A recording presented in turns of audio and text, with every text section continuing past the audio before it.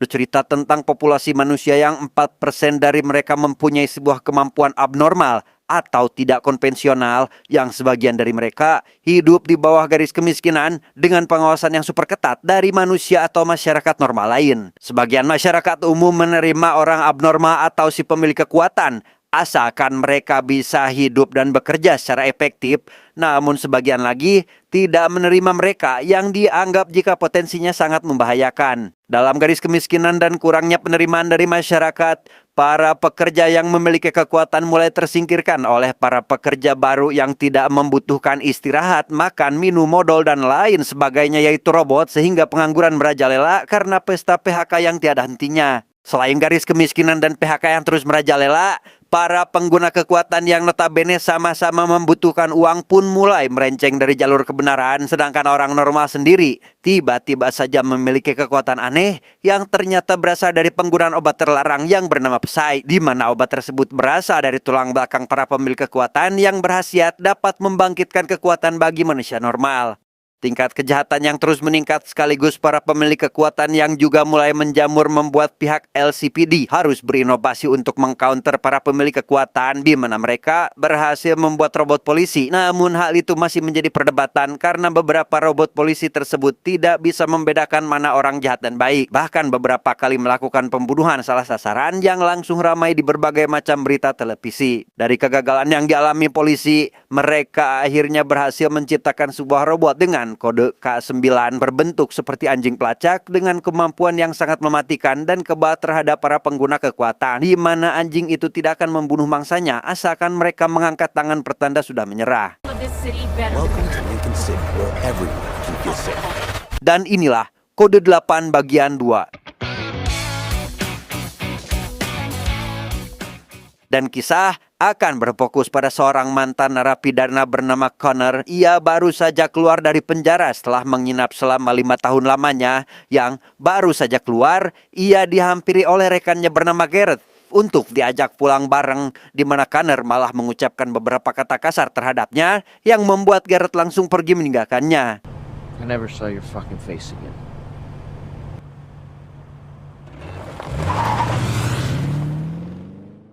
6 bulan kemudian, terlihat seorang gadis bernama Pavani sedang memperhatikan beberapa drone tengah berpatroli di angkasa, di mana aktivitasnya itu terganggu akibat kedatangan sang kakak yang menjemputnya untuk pulang. You know you should be inside by dark. Pavani yang hidup berdua bersama kakaknya tampak bahagia meski tanpa adanya orang tua di antara mereka. Yang hal itu terjadi karena si kakak sangat menyayangi adiknya dan akan melakukan apa saja asalkan Pavani hidup bahagia dan fokus dengan kegiatan sekolahnya.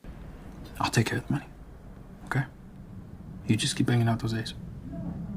Dan inilah Garrett, orang yang kebaikannya ditolak mentah-mentah oleh Connor, di mana Garrett ini merupakan seorang pimpinan sindikat penjualan barang haram yang tiada lain adalah Psy, yang dengan usahanya itu dia berhasil mendapatkan banyak uang dengan cara yang sangat mudah.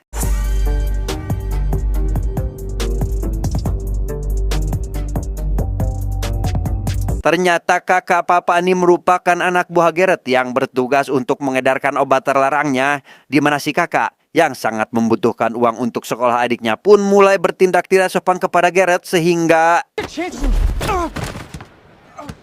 Take the fucking hate.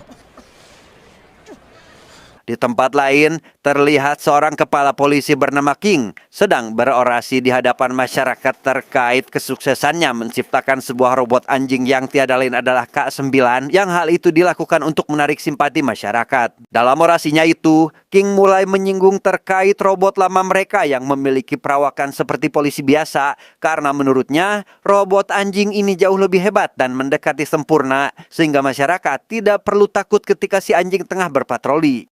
Now I want you to see what happens when a canine perceives a threat. We gotta take that taser out. Salah satu keunggulan si anjing adalah dia hanya akan bereaksi ketika ada seseorang yang mengeluarkan senjata, di mana orang itu tidak akan langsung dieksekusi jika dia mengangkat tangan pertanda ingin menyerah, yang hal itu dibuktikan dengan peragaan seperti ini. Just put your hands up. The dog will stand down. So once more. Kembali pada Garrett, Setelah dia mengumpulkan uang hasil penjualan obatnya, masih ada satu lagi tugas yang harus dia selesaikan, yaitu menyogok polisi agar operasi mereka berjalan dengan lancar. It's the cost of doing business. Come on. Kakak Fafani yang sangat membutuhkan uang untuk biaya sekolah adiknya pun gelap mata dengan berniat mencuri uang si polisi, di mana ia mulai mengikuti kurir pengantar uang itu dari belakang dan segera mengambil uangnya setelah mereka pergi meninggalkan uang tersebut.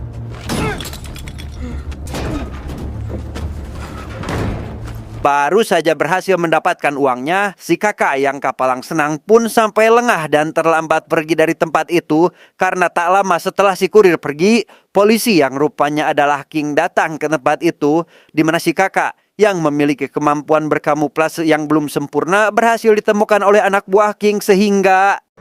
What the fuck? Hey, stop! Stop! Got him! No, King! Tak ingin bekerja keras mengejarnya, King akhirnya mengeluarkan si anjing untuk mengejar kakak Fafani, di mana si kakak yang beranggapan jika dia sudah lolos dari si anjing, malah kembali fokus dengan uang hasil rampokannya dan baru tersadar ketika suara si anjing kembali terdengar.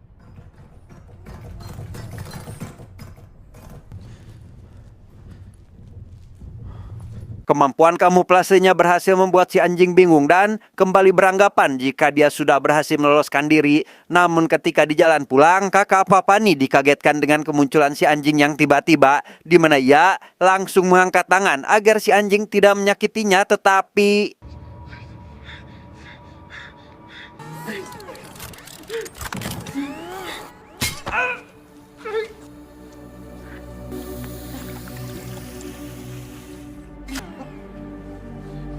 Fafani yang sedari tadi menunggu kakaknya pulang pun akhirnya keluar untuk mencari keberadaannya, di mana dia malah menyaksikan kematian si kakak pasca disuntikan sebuah cairan oleh si anjing tepat di depan mata kepalanya sendiri, di mana si anjing yang tak ingin ada saksi mata pun langsung menyerang Fafani untuk membunuhnya.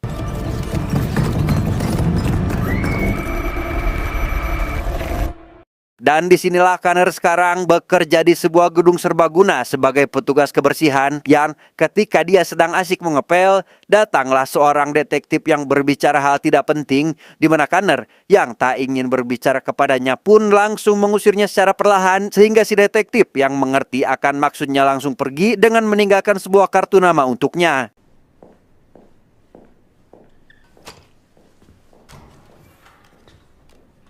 Setelah kepergian si detektif, Connor kembali melanjutkan pekerjaannya.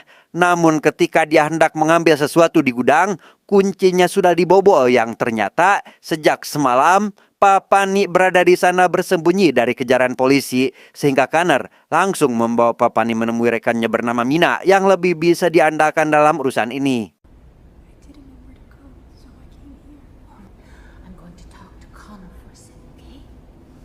Si anjing rupanya rusak parah ketika hendak menyerang Fafani, sehingga King yang mengetahui hal itu langsung menyuruh anak buahnya untuk menangkap Fafani karena dia merupakan saksi mata atas kejadian semalam. We've already got units looking for her. We'll find her. Tanpa membutuhkan waktu lama, anak buah King berhasil menemukan keberadaan Fafani di sebuah gedung serbaguna, sehingga Mina yang tidak ingin Fafani ditangkap pun meminta Connor untuk membawanya pergi, dan Mina sendiri akan menghandle polisi sampai Connor dan Fafani berhasil melarikan diri.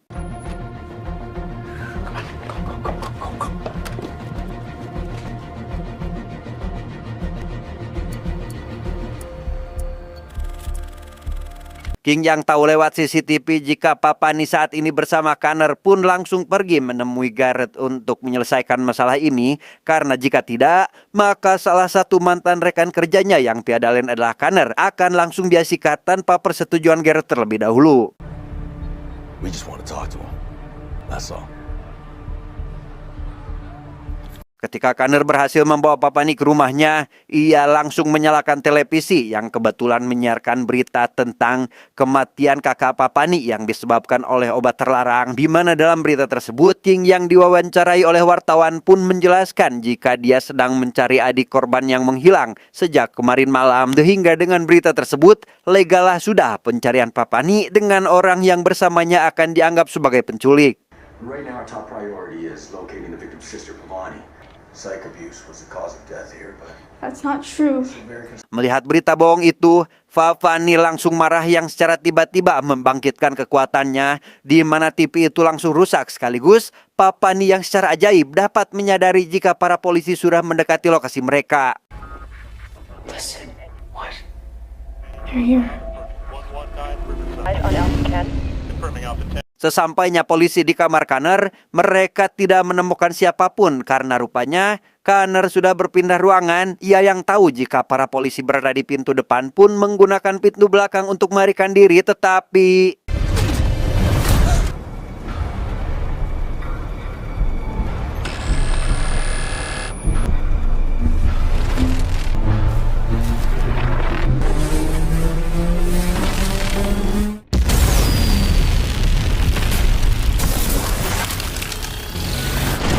kemampuan Fafani berhasil membuat drone milik polisi kehilangan sinyal sehingga mereka berdua akhirnya kembali lolos dari kejaran polisi, di mana Connor langsung mengajak Garrett untuk bertemu berharap mendapatkan bantuannya. Sebenarnya Connor hanya menagih hutang yang dulu dia pinjamkan kepada Garrett, dan sekarang dia menagihnya dengan meminta agar Garrett mau memberinya sedikit uang, membuatkan Fafani sebuah identitas baru agar dia aman dari pengejaran polisi. I have to get someone out of the city tonight. does this friend have a name? She'll need a new ID, cash, safe place to stay. You do that for me? Awalnya Garrett cukup kaget melihat mantan rekan kerjanya datang untuk meminta bantuan karena seingatnya Connor sangat membencinya, bahkan tidak ingin melihatnya lagi, di mana Garrett menyarankan agar Fafani membuang ingatan tentang kakaknya jika dia ingin selamat dari kejaran King. Kemudian Garrett akan merekrutnya sebagai anggota sindikat karena dia memiliki kemampuan yang luar biasa. Rupanya Fafani memiliki sebuah kemampuan bernama transducer atau kemampuan yang dapat merubah sesuatu input menjadi output, yang dalam artian dia bisa menerima, menampungnya, kemudian mengeluarkannya lagi dengan kemampuannya. She's a transducer. How do you know all this? Because her brother interrupted a very important exchange between my team. Connor yang lebih fokus dengan keselamatan Fafani mencoba untuk membujuknya agar bersedia membuang sebagian ingatan terkait bagaimana cara kakaknya mati, di mana Fafani yang masih belum punya pendirian pun mengiyakan tawaran Connor, berharap jika hal itu adalah keputusan yang bijak. Hey, Pav, I'm Garrett. Gonna have you ride up here with me.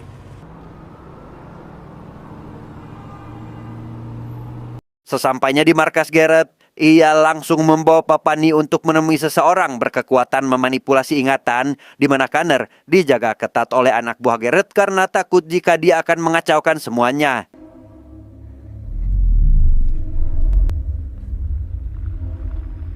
Think of him.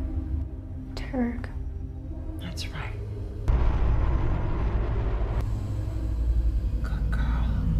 Ketika sedang dalam proses penghapusan ingatan itulah lupanya Garrett berdusta dengan niat akan menghapus seluruh memori Fafani, di mana Connor mencoba untuk membangunkan Fafani meski dirinya sendiri sedang terdesak oleh anak buah Garrett. Beruntung, Fafani masih bisa mengontrol dirinya, sekaligus anak buah Garrett yang tak sengaja melakukan kesalahan membuat Connor bisa langsung bertindak melumpuhkan mereka dengan kemampuannya.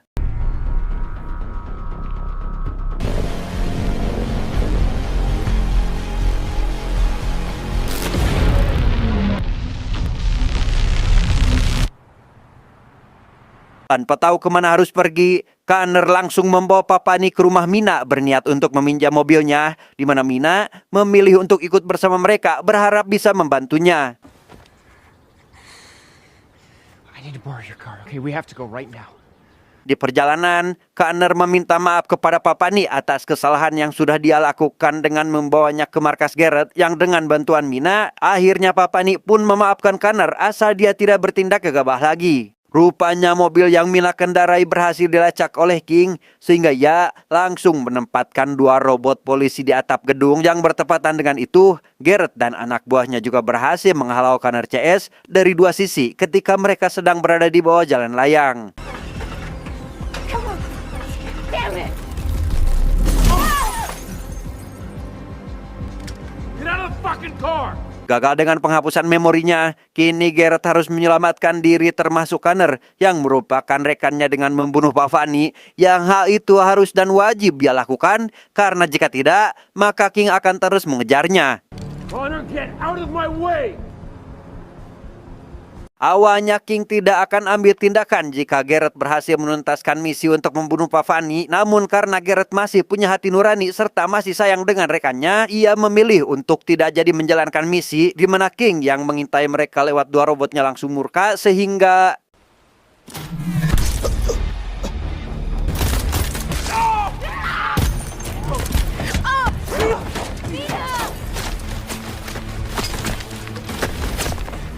Mina dan seluruh anak buah Garrett meninggal akibat tertembak oleh si robot, di mana Garrett, Connor, dan Pavani berhasil melarikan diri setelah Mina mengorbankan dirinya untuk mereka.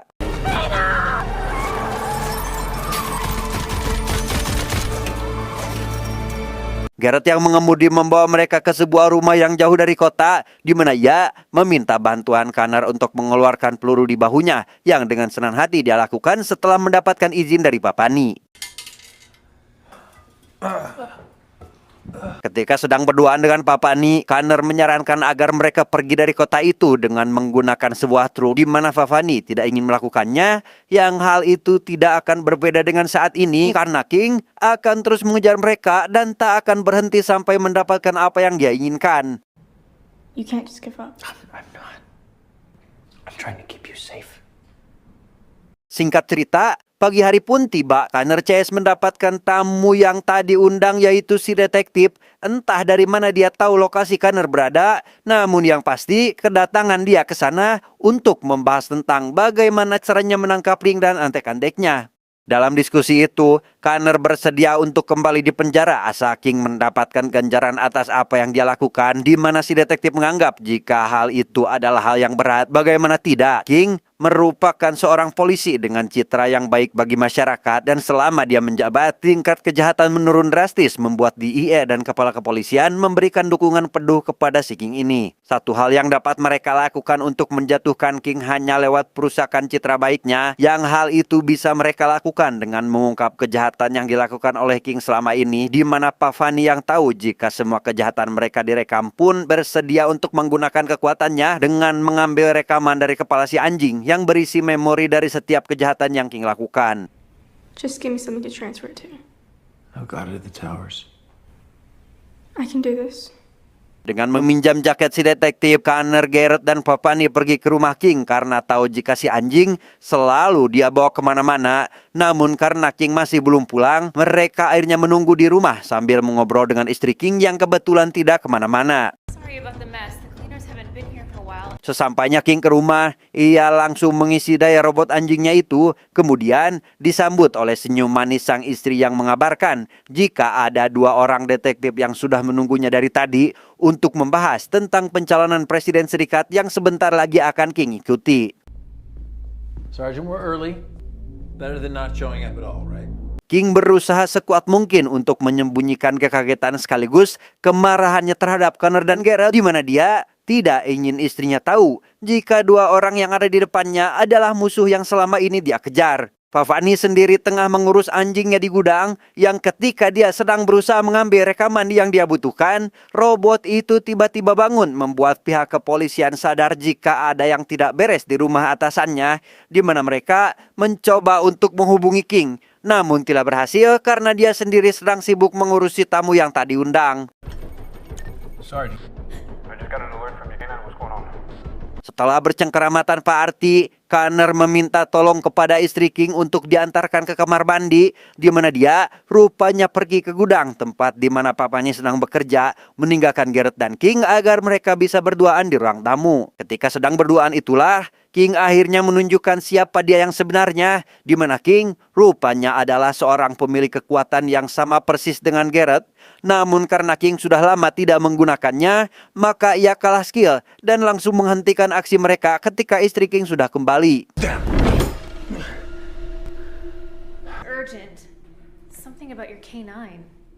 Tak lama setelah itu, Garrett akhirnya izin pulang karena sudah terlalu lama di rumah King. Yang bersamaan dengan itu, Connor dan Pavani juga sudah selesai dengan pekerjaan mereka dengan membawa si anjing bersamanya.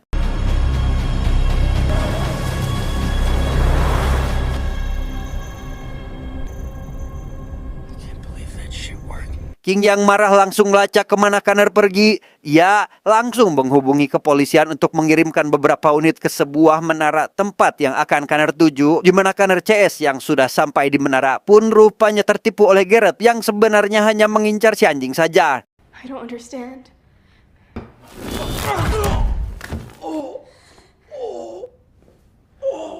Ternyata Garrett memiliki rencana untuk membuat kesepakatan baru dengan King, di mana hal itu dia lakukan demi mensejahterakan para kelompok miskin agar bisa bertahan hidup di kota ini. Yang mendengar hal itu, Connor menjelaskan jika dia hanya akan dimanfaatkan oleh King dan tetap akan kembali seperti semula meski Garrett sudah melakukan apa yang menurutnya benar. I trusted you!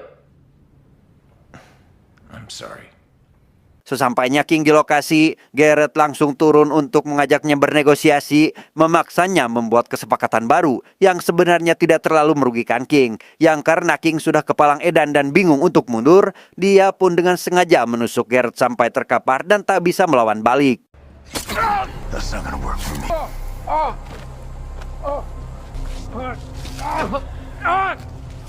Gagalnya kesepakatan itu membuat King dan anak buahnya bisa segera melanjutkan perjalanannya, di mana Connor yang melihat hal itu meminta secara baik-baik agar anak buah Garrett dapat menyerahkan kepala si anjing dengan sukarela. Namun karena Garrett menyuruh anak buahnya untuk menjaga kepala itu dengan segenap jiwa dan raganya, maka ia pun enggan untuk menyerahkan kepala tersebut. Trust us. Please. Sebelum King dan antek-anteknya datang, Fafani mencoba membujuknya untuk yang terakhir kalinya, di mana si anak buah akhirnya memberikan kepala itu dengan harapan Fafani bisa membuktikan apa yang tadi dia katakan. Ketika King dan antek-anteknya tiba di ruangan Connor CS, mereka pun berjajar mempersiapkan diri untuk menyerang mereka dan...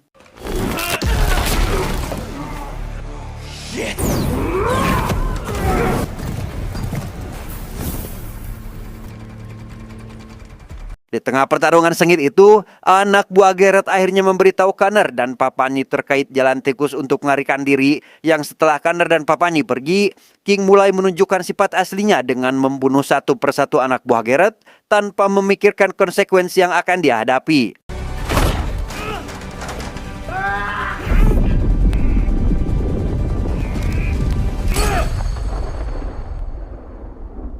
Connor sendiri mendapatkan penyerangan dari salah satu anjing polisi. Awalnya dia berpikir jika dirinya berhasil menghabisi si anjing dengan menggunakan kekuatan listriknya yang meski sempat mati, tapi si anjing rupanya hidup lagi dan langsung menyuntikkan sebuah cairan ke dalam tubuh Connor.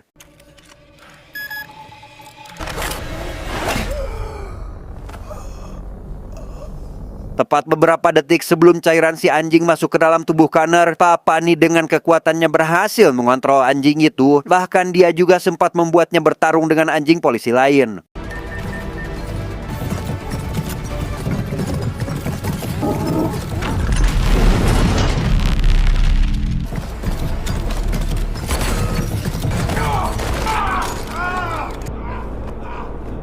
Tanpa sadar, rupanya Papani tertembak ketika tadi sedang mengontrol si anjing, di mana dia tetap mempertahankan kesadarannya karena masih ada satu lagi pekerjaan yang harus dia selesaikan. Dengan tergopoh-gopoh, Connor membawa Papani keluar dengan menggendongnya, yang ketika mereka akan ditembak oleh polisi yang berjaga, si detektif yang juga berada di sana pun langsung menghentikan polisi tersebut, di mana Fafani meminta salah satu wartawan yang ada di sana untuk meminjamkannya kamera yang akan dia gunakan untuk mentransfer rekaman dari kepala si anjing. We need the camp. Dan betapa terkejutnya semua orang ketika Papani berhasil menyelesaikan pekerjaannya, di mana mereka menyaksikan adegan yang paling tidak boleh ditonton oleh masyarakat terkait kebusukan yang dilakukan oleh King bersama antek-anteknya. I'm here because I'm one of you. The Guardians were never the answer. King yang sudah keluar dari dalam bangunan mencoba menghabisi Papani karena terlalu kesal, di mana Garrett yang sangat marah kepadanya pun langsung menghentikannya sehingga King akhirnya berhasil diamankan oleh kepolisian.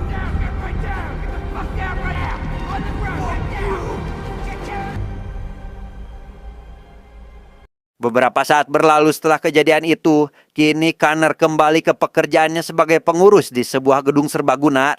Namun bedanya kali ini, gedung itu sudah tidak sepi lagi dengan Papani yang juga datang untuk menemui Connor. Penangkapan King disiarkan di berbagai macam media berita, di mana Garrett yang kini menjadi seorang narapidana pun dapat dengan santai menyaksikan siaran penangkapan tersebut sambil menunggu waktu dia dibebaskan. Tamat, ending yang sangat membagongkan.